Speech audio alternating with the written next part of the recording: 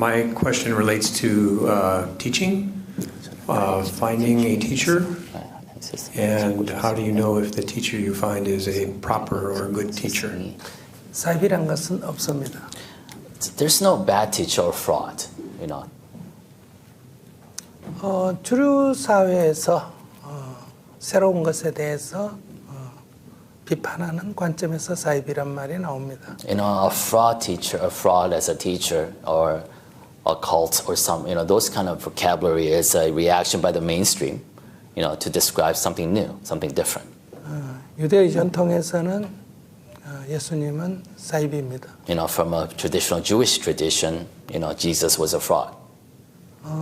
가톨릭의 전통에서는 프로테스탄트는 사입입니다. You know, from a Catholic traditional tradition, you know, Protestants were frauds. 지금도 각각 자기 주류에서 그 안에서 무슨 문제를 제기하면 사이비 취급을 받습니다. So all the mainstream denominations, when somebody comes up with an issue or protest, you know, from inside out, they're labeled as frauds or unfaithful.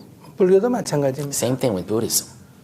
브라만의 전통에서 부처님은 사이비였습니다. So from the traditional Brahman tradition at the time of Buddha's, you know, when he was living, he was called a fraud.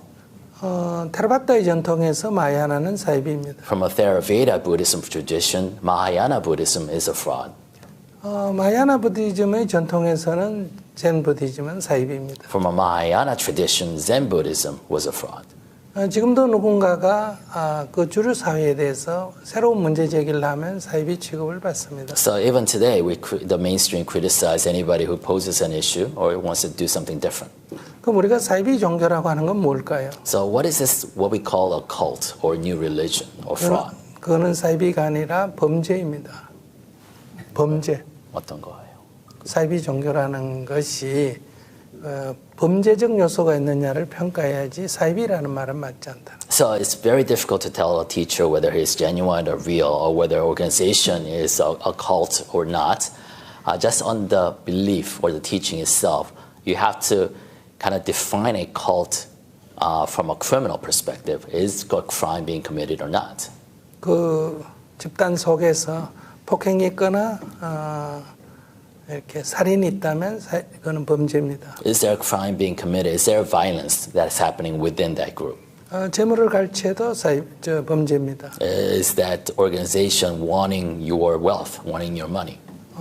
또는 성추행이나 성폭행을 해도 사이비입니다.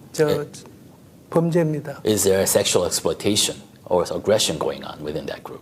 어떤 정신적인 가스라이팅을 하는 것도 그것은 범죄입니다. Or is there kind of a organized systemic gaslighting of its members? You know, that's a crime. 사람들을 뭐 어떤 가둬놓는다 해도 그건 범죄입니다. Are they being forced, you know, to stay at a place against their will? 사이비라고 표현하기보다는 범죄라고 표현하는 게 정확합니다. So I don't like describing those groups as cults or religious offshoots. They're criminal organizations. 사이비라는 말 속에는 범죄라는 것과 주류에 반대한다는 것이 뒤섞여 있습니다. So in that sense, our use of the terms is less precise than we like, because when you say cult or offshoot or frauds in a religious sense, you know, it contains combination of criminality as well as, you know, a resistance against mainstream thought. 그래서 그것은 구분하는 것이 필요합니다. So it's important to delineate the two. 사이비는 없고 범죄는 있다. So there's no cult per se. You know, there's a criminal organization. 범죄인 것을 어떻게 하느냐는 간단하지 않습니까? So when you actually label it like that as a criminal organization, then it's easy to deal with it. 그러나 사이비라고 하니까 이게 사이비인지 아닌지 구분하기가 어려운 거. But when you describe such organization from a religious terms as a cult or new religion, then it's, you know, you get confused how you want to deal with it.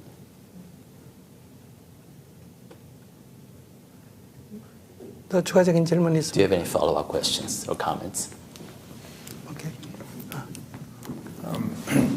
Maybe my question should have been more direct. It was, I've practiced Koan Wato, and I've been told that you need a teacher to have that practice.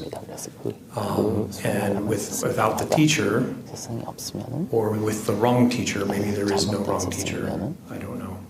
How do I know if I have the right teacher or a good teacher for that type of practice as a Chan practitioner? Was more what I was thinking.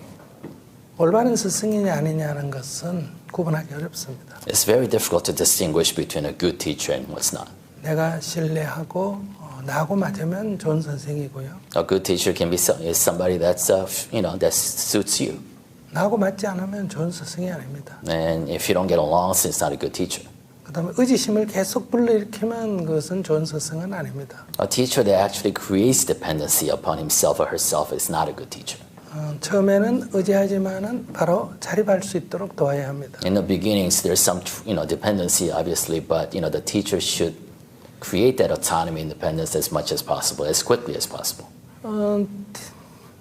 티처라는 것은 그가 얼마나 훌륭한냐에 달려 있지 않습니다. A good teacher is not judged by his or her achievement.